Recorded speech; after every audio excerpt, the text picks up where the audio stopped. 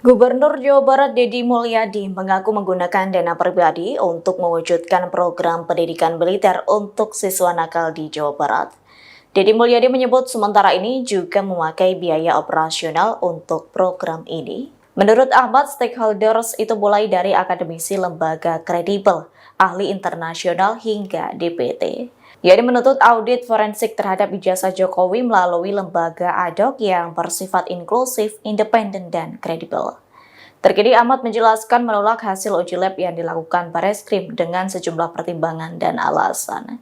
Ia menilai uji lab yang dilakukan Bareskrim Polri dinilai sebagai proses sepihak dan terdapat syarat muatan politik tidak transparan. Download Tribun X sekarang, menghadirkan lokal menjadi Indonesia.